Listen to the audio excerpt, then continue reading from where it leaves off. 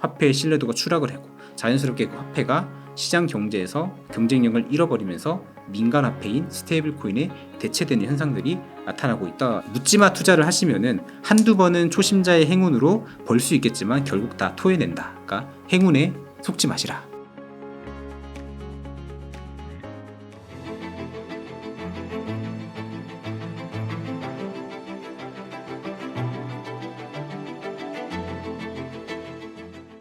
비트코인이 사상 최고치를 달성할 것이라는 내용이 있습니다. 네. 그래서 이 소식을 대표님께서는 얼마나 신뢰하시는지 궁금합니다. 저는 어떤 자산운용사들이 내놓은 예측 자체를 신뢰한다기보다는 그 자산운용사들이 그런 예측성 발언을 했을 때 왜 이들이 지금 이 시점에서 그 얘기를 했을까에 좀 더 주목을 하는 편이고요. 뭐 그게 바네크가 됐든 블랙락이 됐든 마찬가지입니다.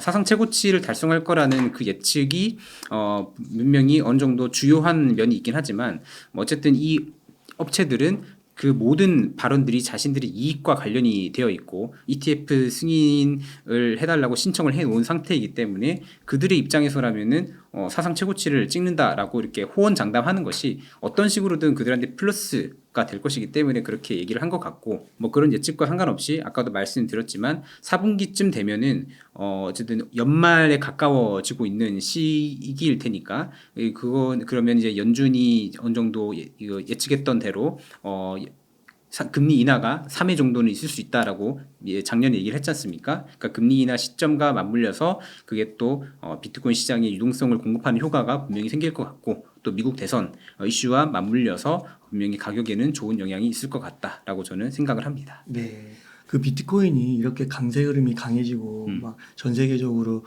이제 좋아하는 분들이 많고 그러면 탈달러와 현상, 네. 달러를 이제 멀리하는 조금씩 멀리하는 그런 게 부추겨질 거라고 생각하시나요? 사실 탈달러화가 바로 이어질 것 같진 않아요. 이게 비트코인의 역사와 달러의 역사는 분명히 큰 차이가 있고 비트코인을 아무리 신봉하는 사람이라 하더라도 결국에는 비트코인을 산 다음에 이걸 가지고서 진짜 일상생활을 할 게 아니라면 결국에 이걸 팔아서 달러로 환전을 해서 생활을 또 해야 되잖아요. 어쨌든 달러라는 것이 분명히 존재해야 뭔가 그 환전을 통해 가지고 이거를 쓸 수가 있는 건데 뭐 비트코인이 등장했다 해가지고 비트코인은 뭐 추가적으로 뭐 채굴 하려고 해도 어쨌든 정해진 기한이 지나면 채굴이 안 된다라는 그런 것만으로 비트코인을 들고 있을 수는 없고 결국 우리는 이 땅에서 뭔가 생활을 해야 되기 때문에 비트코인이 있으니까 이제 달러는 필요 없다. 달러에서 우리는 자유로울 수 있다라고 보는 거는 좀 좀 과한 입장인 것 같긴 해요. 저는 탈달러화까지는 조금 어렵지 않나라고 생각을 저는 합니다. 네, 좋습니다. 그러면요 대표님 이번에 스테이블 코인 디지털 금융의 미래라는 책을 출간하셨어요. 네.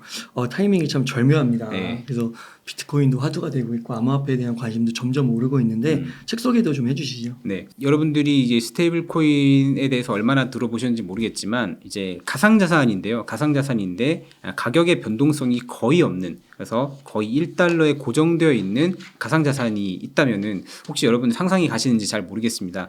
그 비트코인이나 이더리움 같은 경우는 가격 변동성이 기본적으로 크잖아요. 그렇기 때문에 그 변동성을 이용해서 수익을 내려고 하는 사람들도 굉장히 또 많은데 그와 반대로 변동성이 최소화되도록 설계되어 있는 가상자산이 또 존재합니다. 그게 바로 스테이블 코인이고 대표적으로는 테더 그리고 USDC 같은 게 있어요. 근데 이런 스테이블 코인이 뭐 미국 달러에 연동이 되어 있다고 하지만 미국 달러 그 자체는 아니에요.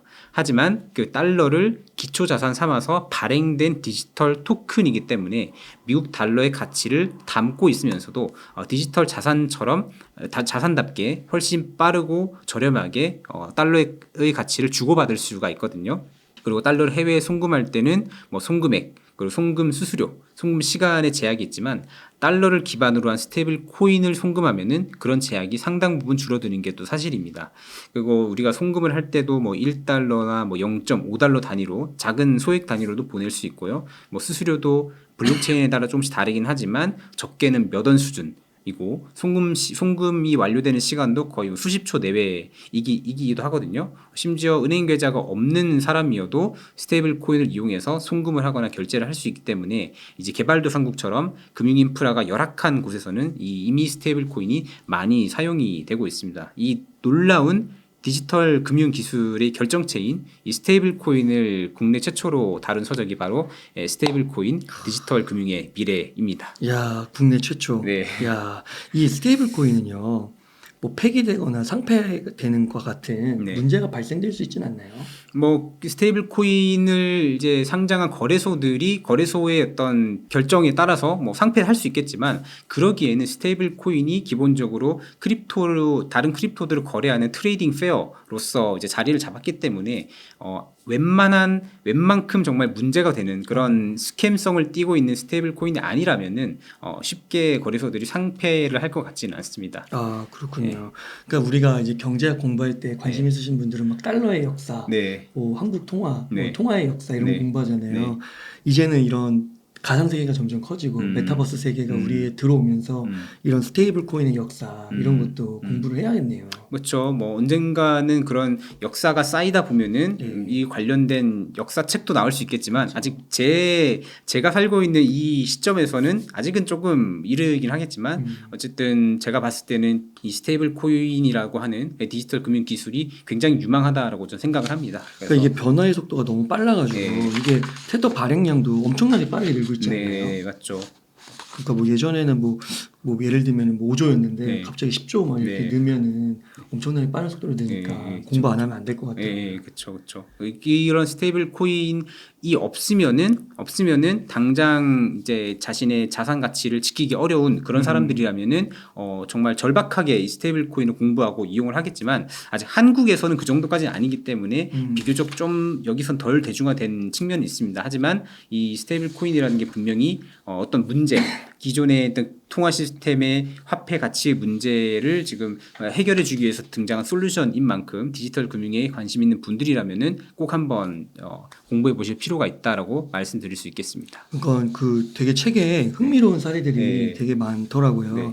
그래서 이제 앞으로도 좀 소개시켜 주실 거지만 네. 한 가지 만약 제가 생각나는 거 하나 말씀드리면은 그 이제 제3세계라고 표현을 할게요. 네. 그런 국가에 있는 분들은 임금도 되게 낮잖아요. 네. 1시간 동안 열심히 일해도 그리고 일을 해도 그 대가를 보장받을 수 없고 근데 그거를 이제 미국 예를 들면 미국의 어떤 파트타임 플랫폼이 있는데 거기에 이제 자기의 포트폴리오를 내서 일을 한 만큼 스테이블 코인을 바로 전송받고 네. 근데 그게 원래 기존 시스템으로 오면은 또 수수료도 떼야 되고 시간도 오래 걸리고 하는데 바로 그렇죠. 그렇게 입금이 되는 거고 예. 그것도 달러로 받으니까 기존 자기 자국에서 받는 것보다 훨씬 큰 가치를 받을 수도 있는 거고 그렇죠. 네. 그런 것들이 네. 앞으로 언제 몇 년 안에 대중화될지는 모르겠지만 좀 큰 트렌드로 자리 잡을 수 있을 것 같기는 해요. 확실히 있을 것 같긴 하고 뭐 일단 개발도상국에 사는 청년들은 한국이란 나라는 그래도 여러 인프라가 갖춰져 있고 물론 서울공화국이라는 그런 오명을 쓰고 있긴 하지만 그래도 여러 다른 개발도상국보다는 청년들이 일을 할 수 있는 그런 여지들은 남아 있지만 개발도상국은 이제 인프라도 없고 직장도 없고 뭐가 없기 때문에 진짜 희망이 없는 나라가 많거든요.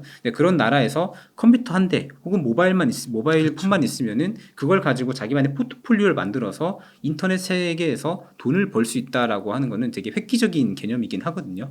그렇기 때문에 저는 유망한 기술이 될 수 있다라고 생각을 합니다. 아, 네, 좋습니다. 대표님 그러면은 스테이블 코인 디지털 금융의 미래에 이 책에 어떤 내용들이 담겨 있는지 소개하고 싶은 내용 네. 몇 가지 좀 부탁드리겠습니다. 일단 그 스테이블 코인의 주요한 그 기능들을 중심으로 먼저 말씀을 드리면요. 우리가 그 명동에 가면 여러 환전소들이 있잖아요. 그 환전소에 가서 10만 원을 달러로 환전할 때 수수료가 혹시 얼마인지 아시나요? 모르겠습니다. 대략적으로 추정치긴 하지만 또 그때가 달라지긴 하지만 대충 1에서 2% 정도 사이라고 얘기를 합니다. 그러니까 수수료 우대를 받는다면 좀 더 작겠지만 대체로 그러하다는 거죠. 그러면은 원화로 치면은 2천 원 정도의 수수료가 발생을 한다는 거고, 근데 그 달러를 다시 원화로 환전할 때도 또 그만큼이 들거든요. 그러면은 10만 원을 달러로 갖다가 다시 원화로 이렇게 환전을 하면은 대충 96,000원 정도가 남아요.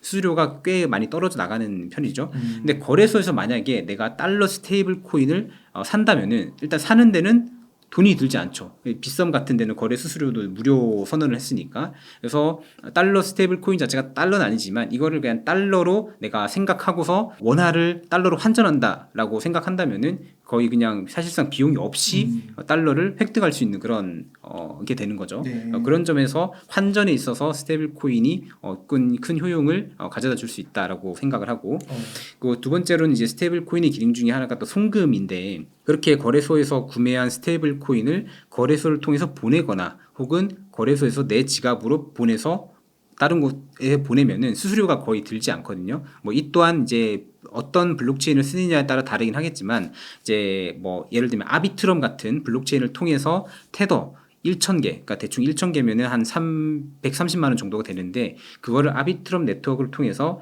A에서 B 거래소로 이렇게 송금하면은 대충 10초 이내에 도착을 하고요. 수수료도 뭐 대략 한 300원 정도밖에 들지 않거든요. 그래서 굉장히 해외 송금을 빠르고 저렴하게 할 수 있다라는 점에서 각광을 받을 수 있는 지점이 있는 것 같아요. 그리고 세 번째로는 이제 결제죠. 이제 그 스테이블 코인을 이용하면 이렇게 돈을 빠르게 주고 받을 수 있기 때문에 현존하는 여러 결제 시스템도 훨씬 더 개선을 할 수 있는 여지가 있거든요. 우리가 편의점에 가서 물건을 사고 결제하거나 뭐 쿠팡 같은 데서 물건을 시켜서 결제하거나 아니면 뭐 토익 공부하고 싶어가지고 토익 강의를 이제 신청한 다음에 이렇게 결제를 하고 나면은 이제 내 카드에서 돈이 빠져나가잖아요. 그렇죠. 그 돈이 판매자한테 바로 갈까요? 아니요. 바로 안 가죠. 몇 달 있다 주더라고요. 예, 맞아요. 정산이랑이 되게 느려요. 느려서 저랑 판매자 사이에 뭐 은행도 있고 피지사도 있고 벤사도 있고 카드사도 있고 결제 되게 많은 그 브릿지들이 있기 때문에 이 과정에서 수많은 처리가 이루어지고 그들 각각이 일을 처리하는 데 있어서 수수료를 떼어가기 때문에 판매자 입장에서는 되게 좀 기분 나쁠 수 있단 말이죠. 근데 이거를 스테이블 코인을 대체를 해버리면은 그냥 바로 가는 거예요. 바로 가는 거기 때문에 적어도 어떤 서비스를 판매하는 업자 입장에서는 굉장히 좋은 솔루션이 될 수 있다고 볼 수 있겠죠. 이러한 기능들을 가지고 있는 것이 이제 스테이블 코인이에요. 제 책에는 뭐 스테이블 코인의 기능부터 뭐 어떤 장점이 있고 뭐 이런 것들을 여러 개를 소개를 해놨지만 사실 이 책에서 책을 통해서 제가 말하고자 했던 그런 코어 메시지가 따로 있어요. 그러니까 잘 드러나진 않지만 책에서 진짜 하고 싶은 얘기 뭐냐면은 이 스테이블 코인을 뭐 물론 더 효율적인 뭐 환전, 송금을 위한 도구로서 사용하는 건 물론 좋지만 근데 어떤 나라에서는 스테이블 코인이 뭐 특정 용처를 위한 수단을 넘어서서 화폐를 대체를 하는 현상까지 벌어지고 있다고 하는 거예요. 근데 여기에 우리가 주목할 필요가 있는데 이제 그런 개발도상국 같은 데서는 극도의 인플레이션 때문에 화폐 가치가 폭락을 해버리고 그리고 화폐가 가치가 폭락하니까 현지인들이 화폐를 믿지 않아 신뢰를 하지 않게 되고 그러다 보니까 사람들이 화폐를 포기해. 월급날에 자국 화폐를 받으면은 그걸 빨리 그냥 다른 물건을 사거나 다른 걸로 바꿔가지고 자산의 가치를 지켜내려고 한단 말이죠. 그들이 이제 주로 이제 사용하는 것들이 이제 달러 기반 스테이블 코인인데 제가 쓴 책의 첫머리에서 아르헨티나 사례를 언급을 해놨어요. 그 아르헨티나 화폐가 페소인데 페소 가치가 이렇게 폭락을 하다 보니까 사람들이 이 폭락하는 페소를 가지고 있으면 손해를 보니까 좀 더 가격이 조금 변동성이 덜한 벽돌을 사가지고 자산의 가치를 보존하는 그런 모습이 또 나타나거든요.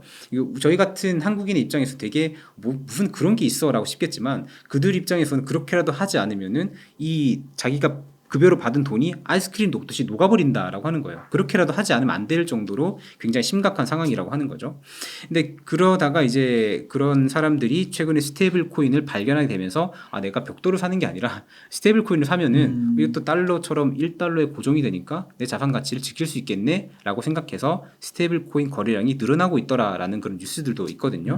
근데 아르헨티나뿐만 아니라 뭐 베네수엘라, 뭐 튀르키예 이런 나라에서도 마찬가지라고 하는 거예요.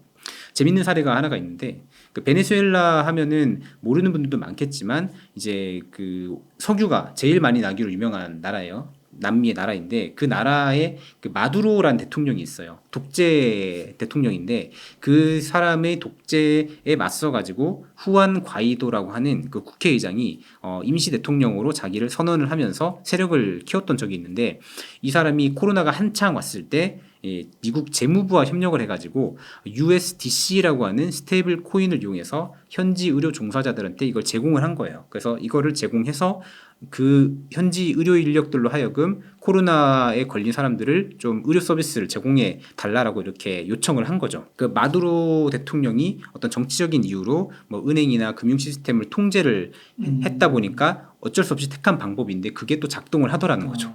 작동하더라는 거죠. 현지 의료인들도 그 나라 화폐를 받으면은 이거 받아서 내가 뭐 어디 쓰나 싶겠지만 달러에 연동된 USDC를 이렇게 받으니까 이걸 가지고 사람들을 또 적절히 치료를 해주는 그런 일이 있었다고 합니다.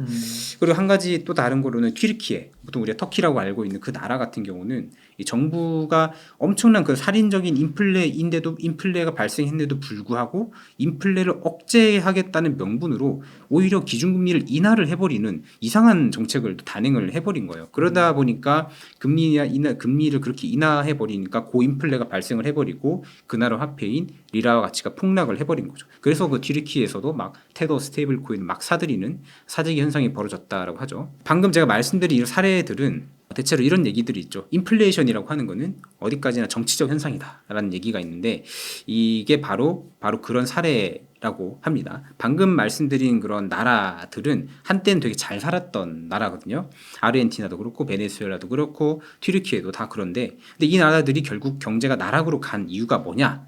이데올로기, 뭐 정부의 외교 실패, 뭐 통화 정책의 실패, 뭐 산업구조 전환의 실패 이런 것들이 복합적으로 맞물리면서 지금 저렇게 된 거거든요. 그 나라들도 원래는 자기 나라들이 그렇게 못 살 거라 생각을 못 했는데 정치인들이 그렇게 제대로 역할을 못 하니까 나라가 한순간에 나락으로 가버리게 된다라고 하는 거죠. 그런 것들이 누적되고 그러다 보니까 국가 경쟁력이 약화가 되고 화폐의 신뢰도가 추락을 하고 자연스럽게 그 화폐가 시장 경제에서 경쟁력을 잃어버리면서 민간 화폐인 스테이블 코인에 대체되는 현상들이 나타나고 있다라고 하는 거죠. 근데 그런 사례들을 제가 책을 쓰면서 보면서 한국이 떠오른 거예요. 지난번 영상에서 제가 한국은행에서 나온 저출산 리포트의 내용을 일부 소개를 하면서 소개를 드렸었는데 한국도 사실 굉장히 위태롭다라고 저는 보고 있거든요. 뭐 경쟁 압력이 되게 심화되고 있고 취업 불안에 뭐 주거 불안에 뭐 임금 격차는 되게 커지고 있고 그러다 보니까 사람들이 결혼 안 하거나 하더라도 아이를 안 낳거나 하다 보니까 저출산이 심화되고 있고 고령화는 증가하고 있고 노동력이 부족해지고 생산성이 저하되고 그리고 국가 경쟁력이 약화되는 그런 수순으로 계속 가고 있다라고 하는 거죠. 제가 알고 있는 강남 부부들은 이미 해외 이민을 고려하고 있대요. 일본이나 다른 나라로 가려고 진지하게 고민을 하고 있을 정도라고 하더라고요. 이런 모든 것들이 결국에는 원화 가치의 약세로 이어질 수밖에 없고 그러다 보면은 상상하고 싶지 않지만 우리나라가 아르헨티나나 그런 개도국처럼 되지 않으리라는 보장이 과연 있겠는가? 사람들이 원화를 믿지 못해서 스테이블 코인을 사재기하는 일이 벌어지지 않으리라는 보장이 과연 있는가라고 저는 질문을 던져보고 싶은 거예요. 이 책을 통해 가지고 그렇게 되기를 바래서 제가 이런 말씀을 드리는 것이 아니라 하나의 경고음으로써 이 책을 봐주시면 좋겠다라고 저는 말씀을 좀 드리고 싶습니다. 그러니까 이 스테이블 코인이 왜 발생이 됐고 전 세계적으로 점점 더 왜 확대가 되고 있고 발행량도 늘고 거래량도 늘고 있는지 그 근본 이유를 알려주신 거고 아직은 뭐 우리나라가 뭐 말씀해주신 것처럼 뭐 베네수엘라나 터키나 뭐 이런 거를 비교해서는 낮지만 정말 뭐 최악의 상황이 어떻게 될지 모르는 거고 이미 많은 국가에서 벌어지고 있는 거고 그런 것들은 한번 리스크 관리 차원에서도 공부해볼 필요가 있겠네요. 네, 저는 대한민국 되게 사랑하지만 그렇게 되지 않았으면 좋겠어요. 그리고 요즘에 되게 부쩍 전쟁 콘텐츠도 많아졌어요. 맞아요. 뭐 어느 정도는 조금 포모를 자극하기 위해서 만들어진 것도 있다고는 보긴 하지만 그렇다고 해서 아예 없는 이슈도 아니고 가만히 생각해 보면 이게 우리는 휴전국까지 종전국가가 아니잖아요. 분명히 위엔 미사일을 뭐 연평도 썼잖아요. 그렇죠. 그게 그러니까 진짜 당면한 위협이거든요. 당면한 위협이고 그게 절대 우리가 살아있는 동안에 전쟁이 발생하지 않으리라는 보장이 없고 그런 것들 때문에 이제 원화라는 것의 가치가 뭐 한국 시장에서뿐만 아니라 이제 국제 화폐 시장에서 조금 위태로워지고 있는 것이 아닌가라는 생각이 좀 듭니다. 그렇기 때문에 모든 자산을 원화로 갖는 거. 그렇기 때문에 더욱더 요즘 들어서 비트코인에 투자하라, 뭐 혹은 뭐 주식에 투자하라, 미국 주식에 투자하라 이런 얘기 나오는 것도 결국 그런 것이고 한국의 어떤 정치와 경제를 책임지는 위정자들이 이 점을 정말로 심각하게 생각을 해야 된다 생각해요. 이거를 그냥 방치하고 설마 그렇게 되겠어 싶으면 진짜 설마 그렇게 될 수도 있고 한국인들 전부 다 한국을 떠나서 해외로 이민 가버리는 일이 제가 살아있는 동안에 일어나지 않으리라는 보장이 없거든요. 그렇게 되지 않길 원하지만 어쨌든 스테이블 코인도 하나의 금융 솔루션인데 솔루션이라고 하는 거는 결국 문제가 있으니까 만들어진 게 솔루션이잖아요. 그런 문제가 발생하지 않으리라는 보장이 없기 때문에 좀 경각심을 갖고서 좀 이 정치인들께서 우리의 경제를 조금 잘 이렇게 살려낼 수 있도록 좀 조치를 취해 주시면 좋겠다라고 생각이 듭니다. 아, 네, 좋습니다. 그러면 대표님 지금 뭐 1억 정도 여유 자금 있으면은 어떻게 투자 전략을 세우시겠나요? 네, 이제 크립토 시장이 보면은 점점 이제 효율화되고 있고 정보의 비대칭이 해소가 됨에 따라서 그러니까 소위 말하는 알파 수익을 얻을 수 있는 여지가 점점 줄어들고 있는 게 현실이거든요. 근데 과거처럼 그렇기 때문에 과거처럼 크립토 가격이 드라마틱하게 오를 것을 기대하고서 몰빵을 하지는 않기를 추천드립니다. 조금 보수적으로 접근하기를 바라고요. 1억이 있다면은 크게는 뭐 해외 주식, 뭐 국내 주식, 뭐 코인 이 정도로 나눠서 투자를 하시면 좋을 것 같고 해외 같은 경우는 뭐 배당 성향이 좋은 미국 우량주라든지 뭐 테크주 그리고 S&P 500 ETF 같은 것들을 조금 매수하는 걸 추천드리고 뭐 국내 주식 같은 경우는 이제 IRP라고 해서 개인 연금들 있지 않습니까? 그런 것들을 조금 사두시고 그리고 해외 수출 기업들 뭐 코로나 리스크가 해소됐다라는 전제하에 이제 해외 수출이 원활해지면은 그런 것들이 또 매출 상승으로 이어져서 주가에도 좋은 영향을 줄 수 있을 거라 생각하기 때문에 해외 수출을 주력으로 하는 그런 기업들에 좀 주목을 해보시면 좋을 것 같고요.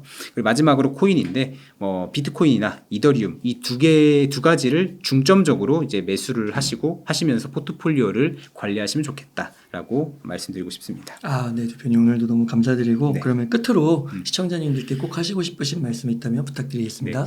항상 공부하는 태도는 꼭 가지시는 것이 좋다고 생각합니다. 책을 읽든지 아니면 영향력이 있는 전문가의 조언을 참고하든지 뭐 어떤 투자든 마찬가지지만 묻지마 투자를 하시면은 한두 번은 초심자의 행운으로 벌 수 있겠지만 결국 다 토해낸다. 그러니까 행운에 속지 마시라. 라고 말씀을 드리고 싶습니다. 네, 감사합니다. 네. 이렇게 해서 스테이블 코인 디지털 금융의 미래의 저자이신 박예신 대표님을 모시고 이야기를 나눠봤습니다. 긴 시간 동안 유익한 인사이트 많이 나눠주셔서 감사의 말씀드립니다. 감사합니다. 오늘 고생 많으셨습니다. 네, 감사합니다.